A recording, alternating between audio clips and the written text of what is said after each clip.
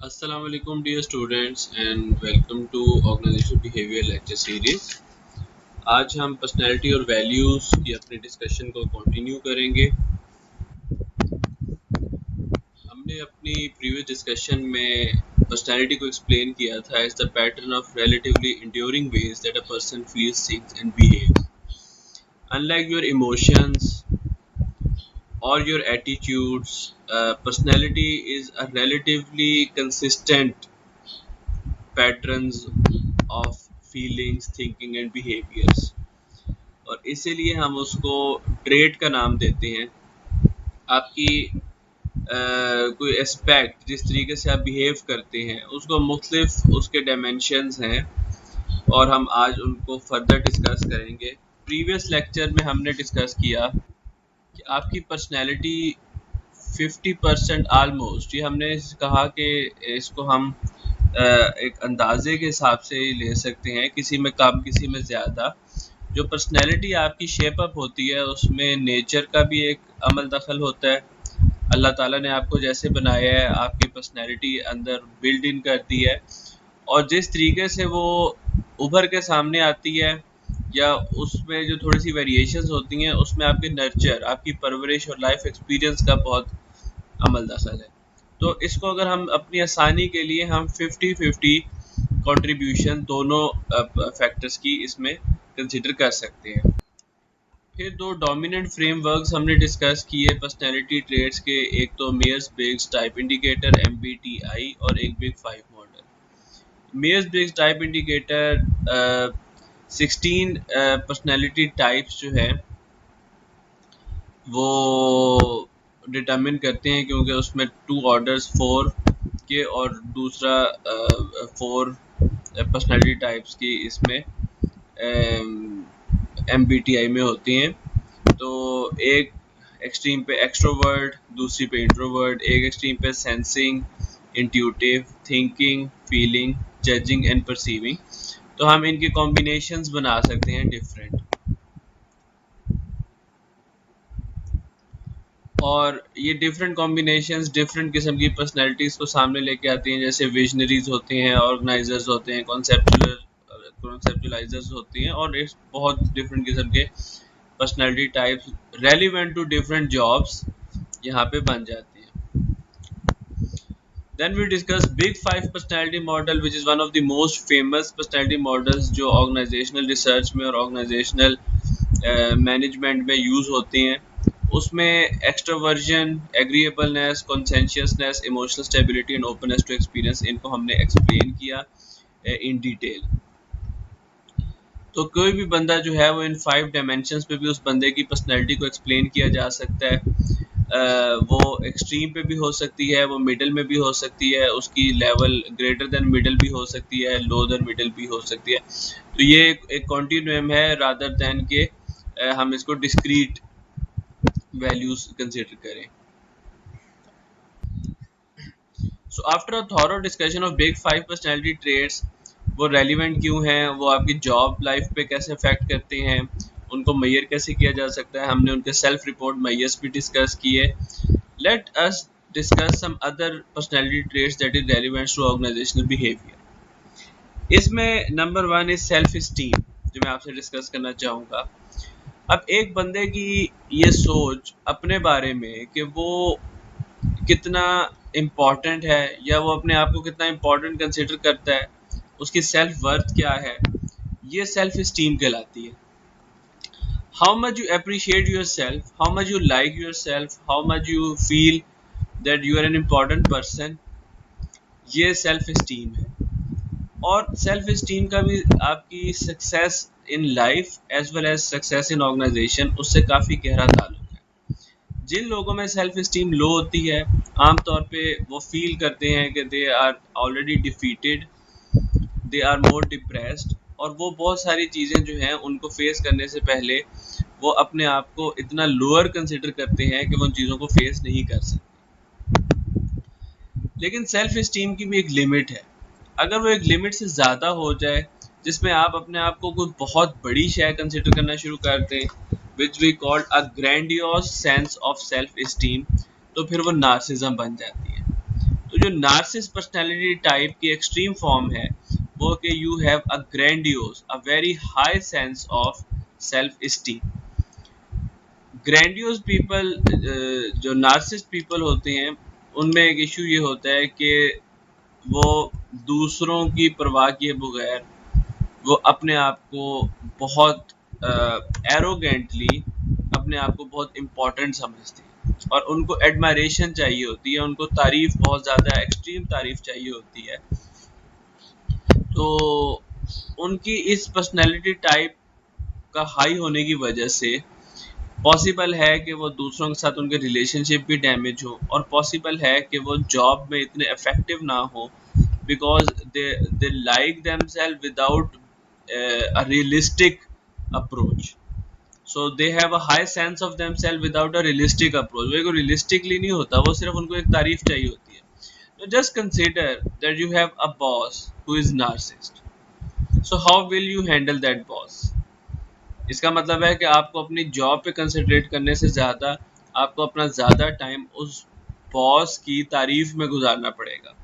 And unfortunately I have to share this with you कि ये narcissism is very common. Sometimes जब हमें proper training नहीं मिलती through environment, through social setup, through our families, तो self esteem इतनी ज़्यादा बूस्ट कर दी जाती है कि वो नार्सिसिज्म की तरफ चली जाती है। तो that can be, this is dangerous. आप खुद ये देखें कि एक इतनी पॉजिटिव पर्सनैलिटी टाइप जब एक हाई लेवल पे पहुंच जाती है तो वो नार्सिज्म बन जाती है। और यही केस है ऑप्टिमिज्म का।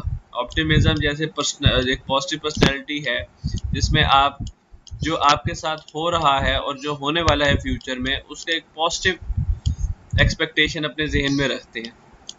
लेकिन ओवर ऑप्टिमिज्म भी डेंजरस है, यानी कि आप हर चीज़ के बारे में इतना पॉजिटिव आप एक्सपेक्ट करें कि आप बिल्कुल प्रैक्टिकली काम ही ना करें। आप कहें कि हर चीज़ अच्छी होनी ही होनी है, इतना ज़्यादा आप एक पॉजिटिव एक्सपेक्टेशन अपने जहन में रखें, तो इसकी भी जो एक्सट्रीम वैल्यू है ऑप्टिमिज्म की वो भी डेंजरस है। सिमिलरली जब सेल्फ स्टीम इस हद तक पहुंच जाए कि आप अपने आप को बहुत बड़ी शय कंसिडर करना शुरू कर दें which is not a realistic thing, बहुत ज़्यादा आप ओवर अप्रिशिएटेड अपने आप को फील करें या अपनी सेल्फ वर्थ बहुत बढ़ा दें तो वो नार्सिज्म बन जाती है।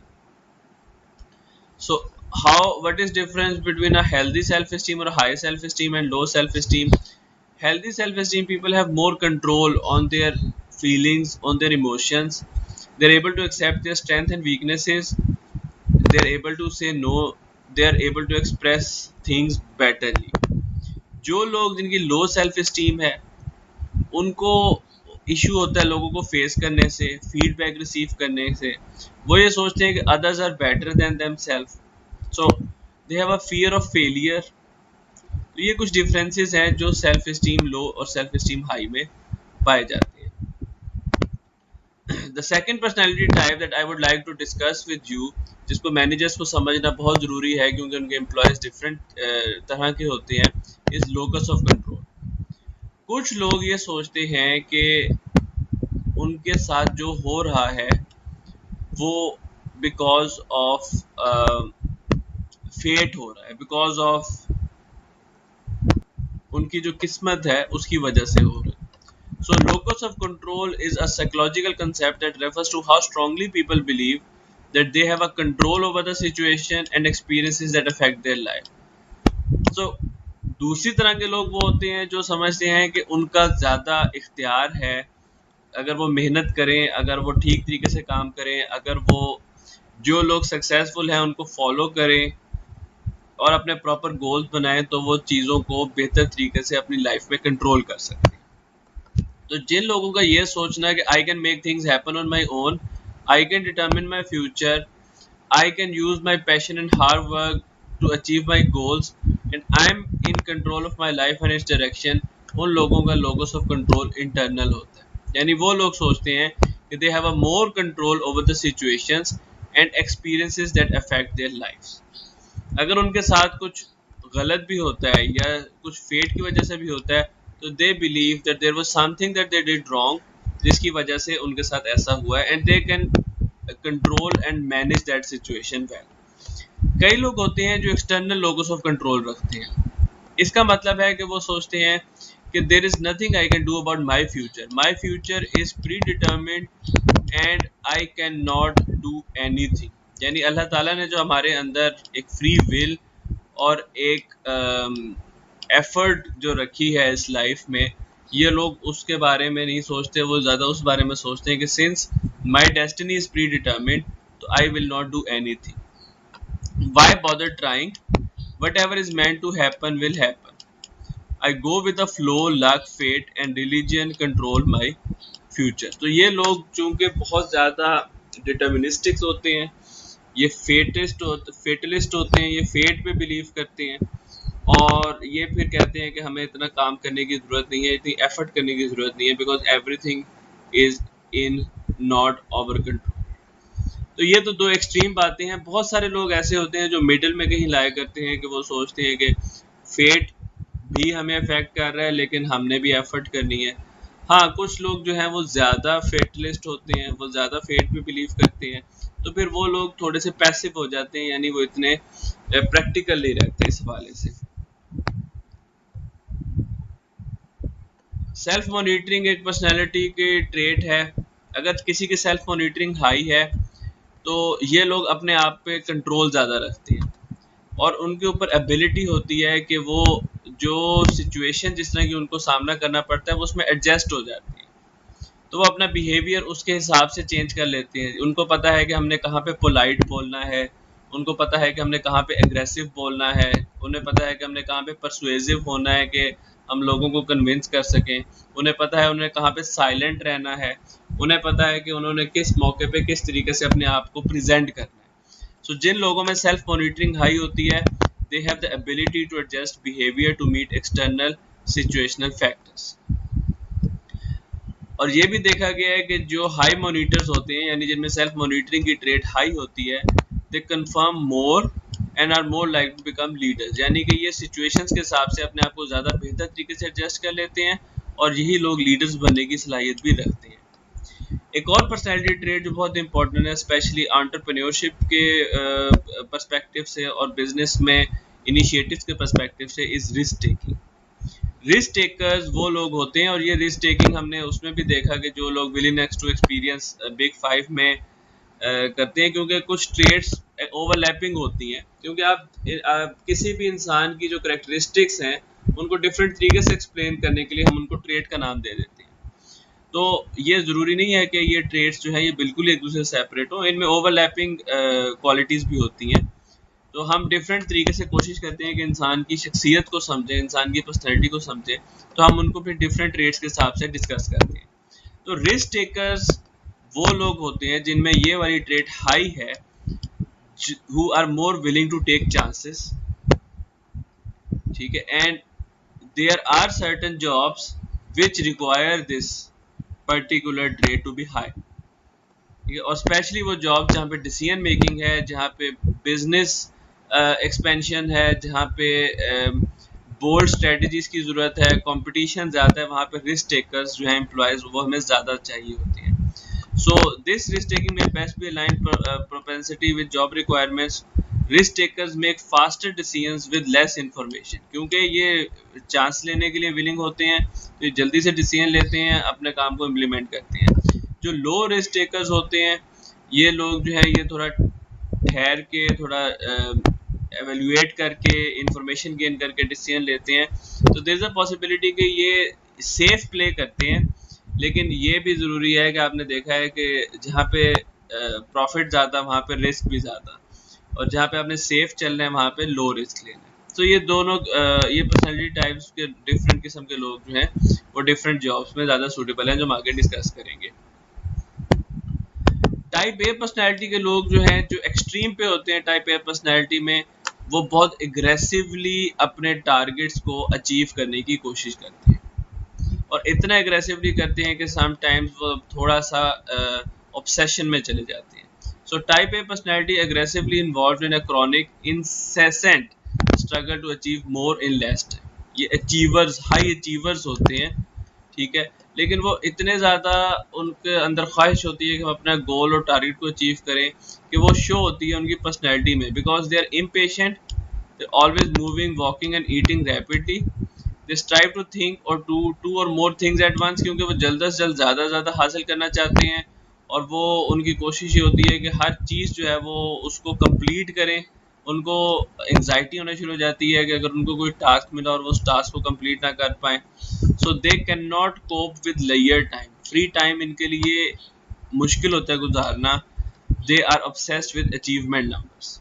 तो टाइप ए पर्सनैलिटी के लोगों को भी मैनेजर्स को समझना चाहिए कि उनके कौन से एम्प्लॉयज़ जो हैं वो टाइप ए पर्सनैलिटी हैं, और वो उन्हीं को उनको उसी तरीके से टास्क दें जिस तरीके से उनकी पर्सनैलिटी से मैच करती है। यानी कि उनको अचीवमेंट ओरिएंटेड काम देना चाहिए, उनको जो है वो मुसलसल काम मिलते रहना चाहिए, अगर काम ना मिले तो डिस्टर्ब हो जाते हैं।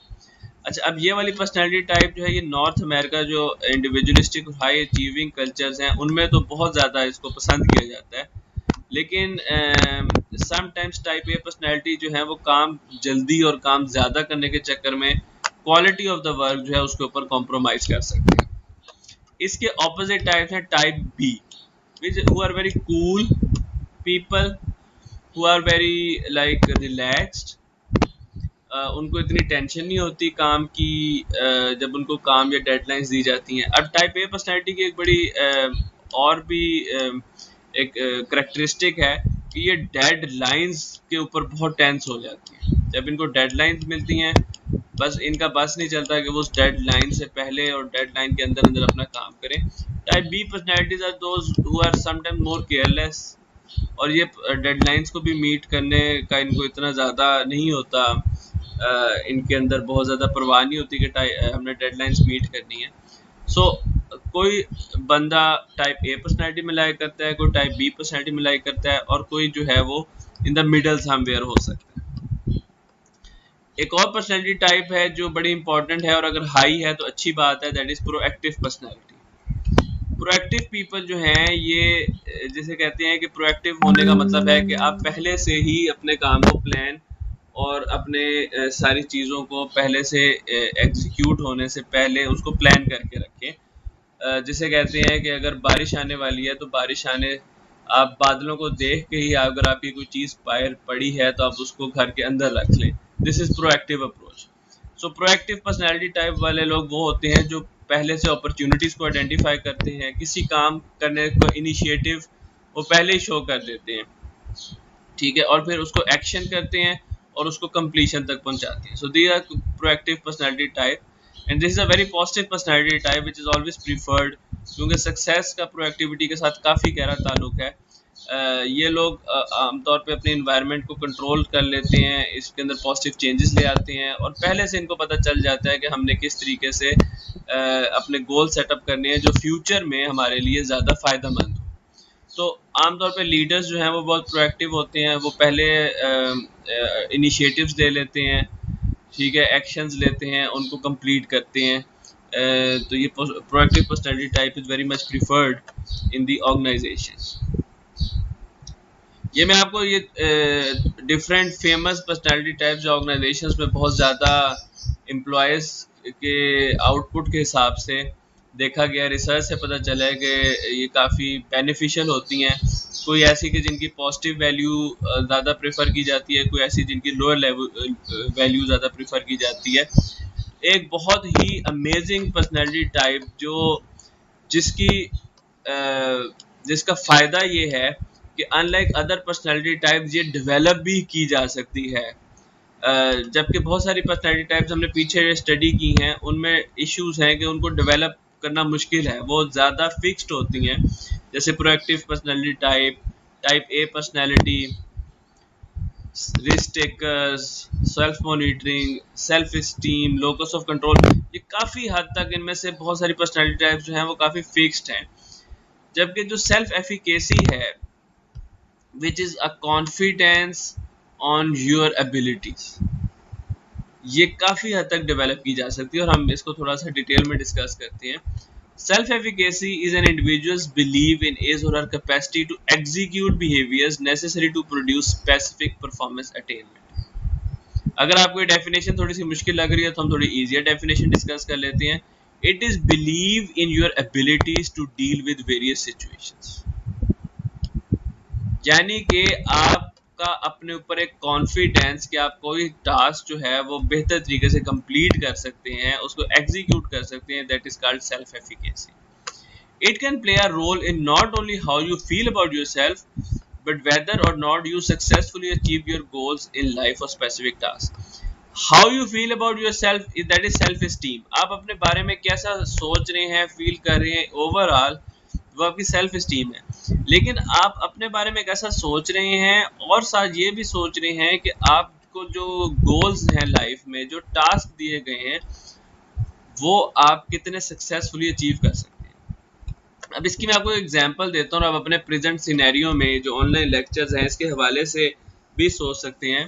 That a student who feels confident that he or she will be able to learn the information and do well in online teaching has a high self efficacy for academics या online classes.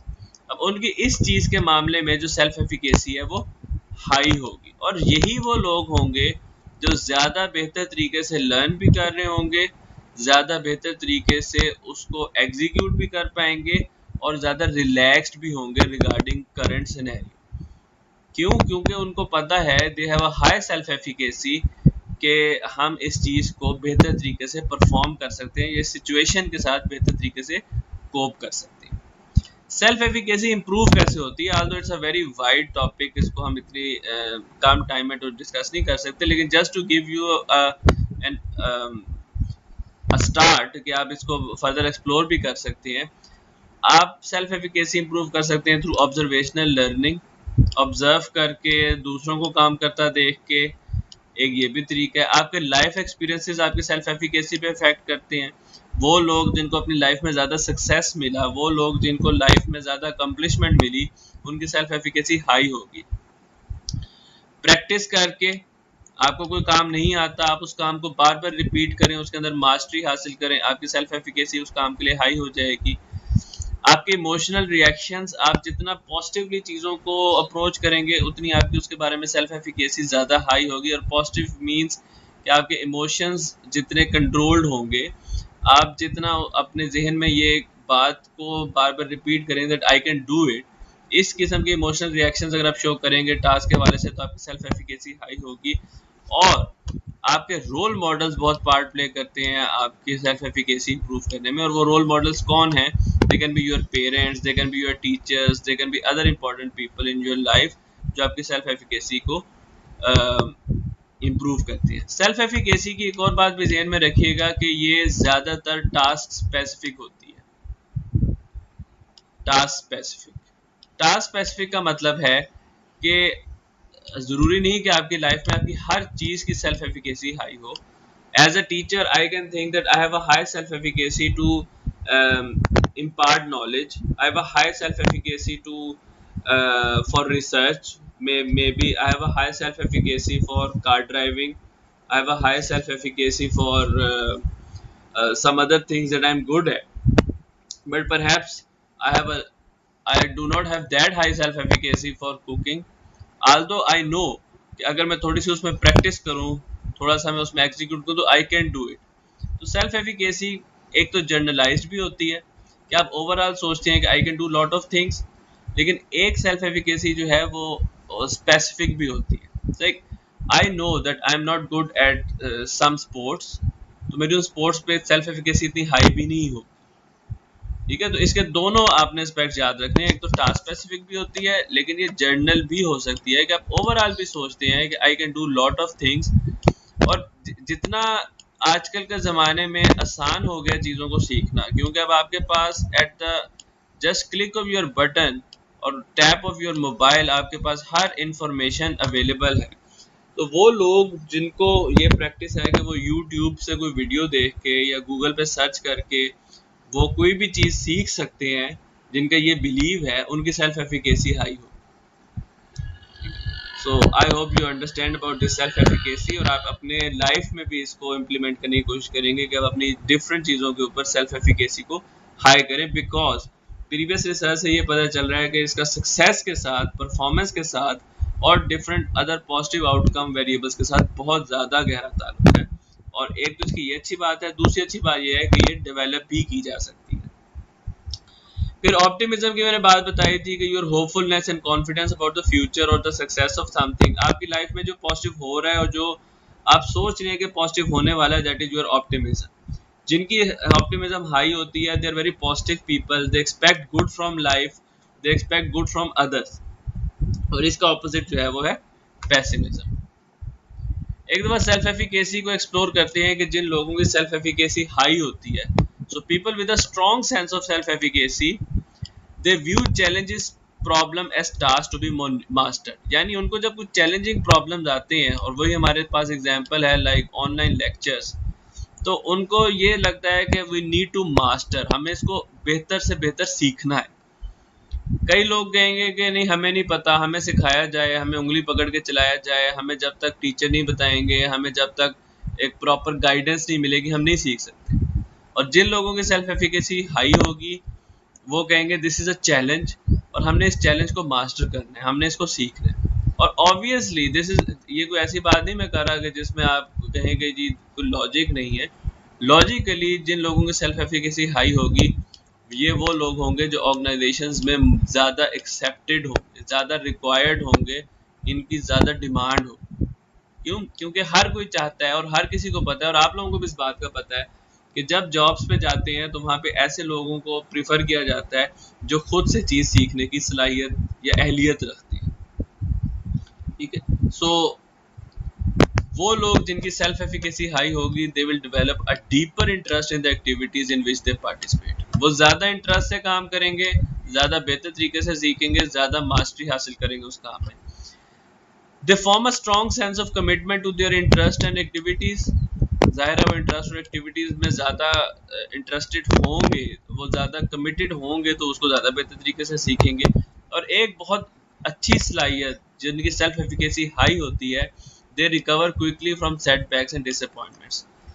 Failures उनको चीज़ को सीखने से, चीज़ को mastery करने से उसके अंदर उनको नहीं रोक।